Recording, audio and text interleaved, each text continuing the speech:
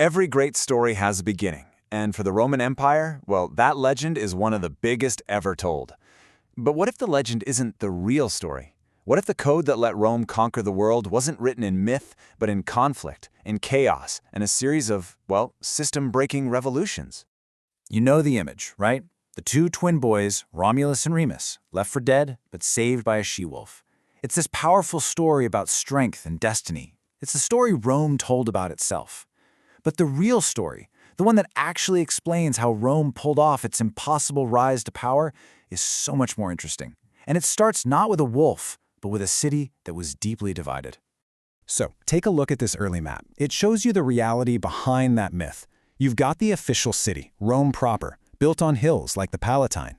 But then you have these other hills, like the Aventine, that were physically separate and, more importantly, socially separate. From its very first level, Rome was basically a game of insiders versus outsiders. And that brings us to the first massive conflict of the Roman Republic, the struggle of the orders. Now, this wasn't a war fought with swords and shields. No, this was a war of class, a war for power, and really a war over the very definition of what it even meant to be Roman. So who were the players in this game? Well, on one side, you had the patricians. Think of them as the hereditary aristocracy. They held all the keys, they controlled all the political power. And on the other side, the plebeians. And that was basically everyone else.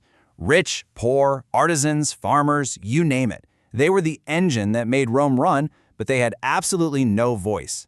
This wasn't just about money, it was about having fundamental rights.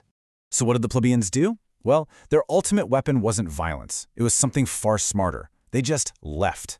It was called the secession of the plebs. They would literally walk out of the city all together, set up camp on a hill nearby, and just wait.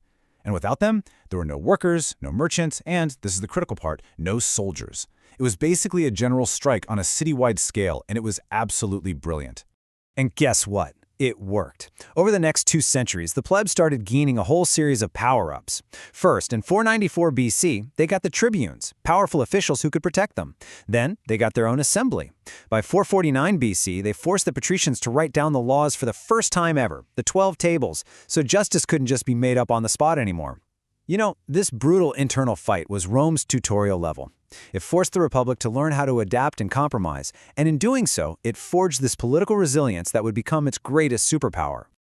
Okay, so after basically beating its own internal demons, Rome was finally ready to face the final boss of the Mediterranean, the incredible naval and trading empire of Carthage. This was the showdown for control of the entire known world. And the matchup was just legendary. I mean, on one hand, you have Rome, with what seemed like an endless supply of soldiers and the toughest political system in the world. And on the other hand, Carthage, with its unbeatable navy, just insane amounts of wealth, and some of the most brilliant military commanders in all of history. This was a true clash of titans.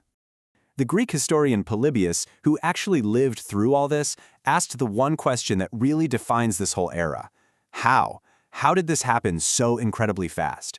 Rome went from being just a regional Italian power to the undisputed master of the Mediterranean in like a single lifetime. The answer? The Punic Wars. And the Second Punic War, oh man, it is the stuff of legend. The Carthaginian general Hannibal did the impossible. He marched an entire army, complete with war elephants, over the frozen Alps and straight into Italy's backyard. It was a strategic masterstroke that nobody saw coming, and it brought the Roman Republic right to the very edge of total annihilation. At the Battle of Cannae, Hannibal delivered one of the most crushing defeats in all of military history. In one single day, he wiped out a Roman army of at least 50,000 men. Just gone. It was a catastrophic loss. For any other ancient power, any other civilization, this would have been game over. Period. So why wasn't it game over for Rome? Well, remember that resilience, the stuff they forged during the struggle of the orders? That's why. Rome's political system didn't break. It just kept drawing on its huge manpower reserves, absorbing losses that would have shattered anyone else. And it adapted. It produced a general, Scipio Africanus, who was brilliant enough to take the fight to Carthage's home turf and finally beat Hannibal. But here's the thing, and it's the great tragic irony of Rome's story. Conquering the world broke the very system that made it all possible. The victory over Carthage was so huge, so transformative, that it led directly to a fatal system crash for the Republic. The heart of the problem was this. Rome's political software, which was designed to run a small city-state, just could not handle the new operating system of a global empire. The old institutions of the Republic were stretched to their absolute breaking point by the demands of trying to govern these huge new territories and manage all this incredible new wealth. And the one game-breaking exploit that changed absolutely everything was a series of military overhauls we now call the Marian reforms. See, before this, the army was made of citizen farmers who fought for the Republic. But now, it became a professional force. It was made up of poor, landless men who fought for a paycheck, for whatever they could loot, and for the promise of land when they retired. And the logic that followed was so simple and so devastating. Step 1. A powerful general recruits these poor soldiers.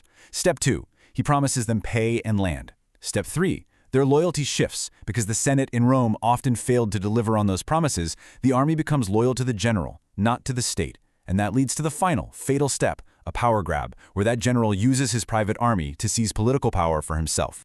All of a sudden, the very legions that had conquered the world for the Republic were turned against it. The era of fighting foreign enemies was over.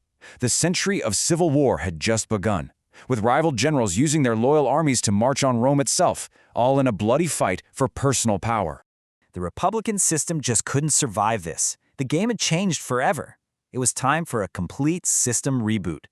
After decades and decades of bloodshed, the civil wars ended the only way they really could, with one man standing on top of everyone else.